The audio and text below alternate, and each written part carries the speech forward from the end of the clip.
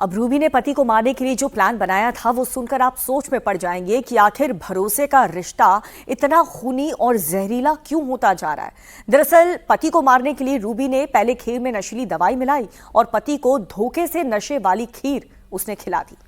पति सुरेंद्र शर्मा जब बेहोश हो गया तब वो उसे बाथरूम में लेकर गई। रूबी ने पहले से ही बाथरूम में गड्ढा करवा रखा था। मजदूरों से उसने बाथरूम के रेनोवेशन की बात कही थी। रूबी ने बकायदा बेहोश पति को इस गड्ढे में डाला, इसके बाद ऊपर से मिट्टी डाली। बाद में मजदूर बुलाकर उसने ऊपर से टाइल्स भी बिछवा दी थी। अब रूबी 45 दिनों से अपना राज छिपाई घूम रही थी। परिवार के लोगों को उस पर शक था। सबसे पहले मृतक सुरेंद्र के भाई अनिल ने रूबी से सच उगलवाया। अनिल शर्मा को उसने कैसे अपना राज बताया, ये सुनिए। ये करीबन 1.5 महीने से गुमशुदा की उसमें था। इसकी गुमशुदा की रिपोर्ट लेकर रखी थी 1.5 महीने से। इसके वाइफ का मुझे थोड़ा सा डाउट हुआ क्योंकि ये बार बार में किसी न किसी बात पर लेकर झूठ बोलती थी। तो उसके आधार पर मैंने इससे करीब पूछा मैंने कि अगर तुझे कोई परेशानी है या किसी भी चीज़ से तू डर रही है या कोई तूने करा है या वो तुझसे कुछ कह के गया है तो मैंने मुझे बता, मैं तेरी मदद करूंगा। मैंने कि मैं तुझे कुछ नहीं होने दूंगा। मैंने तू एक बार बस खाली मुझे बता तो दे कि मुझसे ये गलती हो गई है या मुझसे ये कह के गया है वो। लेकिन फिर उसने कल तक नहीं बताया। फिर आज मेरे पास में उसका कॉल आया कि आप घर आओ। अब उन्होंने फिर सुबह मुझे अपना कन्वेंस किया। मैंने उससे पूछा, मैंने कि कहाँ है? बोले यहीं है घर पे। मैंने घर पे कहाँ? बोली बाथरूम में। मैंने बाथरूम में जाके देखा लेकिन मुझे कुछ मिला नहीं। तो मैंने कहा बाथरूम में तो है नहीं। मैंने क्या बताना चाह रही है? बोली है बाथरूम में, लेकिन बाथरूम में ज़मीन के नीचे है। मैंने कि ज़मीन के नीचे, मैंने कि गाड़ दिया है? बोली हाँ। और अधिक अपडेट के साथ हमारे सहयोगी विशाल प्रताप जुड़ चुके हैं। विशाल, जरा ये बताइए कि रूबी का राज खुला कैसे? पुलिस के इन्वेस्टिगेशन में क्या बातें सामने आई और आखिर रूबी ने इतने खौफनाक कांड को अंजाम क्यों दिया?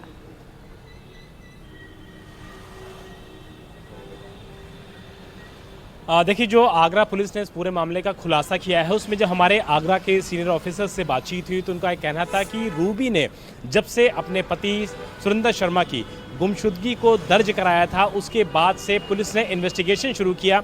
लेकिन जो घर के आसपास लगे हुए सीसीटीवी थे उसमें सुरेंद्र शर्मा घर में अंदर आते हुए तो नज़र आ रहे थे लेकिन बाहर जाते हुए नज़र नहीं आ रहे थे।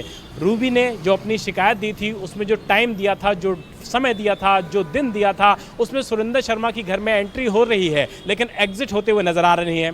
पहला शक पुलिस का यहीं पे गहराया कि अगर रूबी इस तरह की बात बोल रही है और चूंकि वो उस समय पीड़ित थी तो पुलिस ने इन्वेस्टिगेशन को हर तरीके से आगे बढ़ाया। लेकिन जब पुलिस को कुछ ऐसे एविडेंसेस मिले जिसमें ये पता लगा कि रूबी का अपने पति के साथ विवाद चल रहा था और विवाद इस कदर बढ़ गया था तो उसने करीबी लोगों को इसकी बाकायदा जानकारी भी दी थी। और जैसे ही रूबी को मौका मिलता है रूबी अपने घर के बाथरूम को ही खुदवाती है, मजदूरों से खुदवाती है और उसके बाद सुरेंद्र शर्मा को जब नशीला पदार्थ देकर के मार देती है तो उसके बाद खुद वो इस खौफनाक मंजर को न सिर्फ अंजाम देती है बल्कि मजदूरों को बुला करके उसके ऊपर टाइल्स भी लगवा देती है। लेकिन जब पुलिस इस पूरे मामले में इन्वेस्टिगेशन करती है, कड़ाई से पूछताछ करती है, एविडेंसेस दिखाती है, मौके के जो तथ्य हैं वो रूबी के सामने रखती है तो रूबी टूट जाती है और अपना गुनाह कबूल कर लेती है। लेकिन सबसे ज़्यादा हैरानी की बात यह है कि अगर कोई इस तरीके की डिफरेंसेस थे, कोई इस तरीके का छोटा सा विवाद था जिसको बातचीत के जरिए या कुछ और लोगों के प्रयास से सुलझाया जा सकता था तो ऐसे में सवाल ये भी उठता है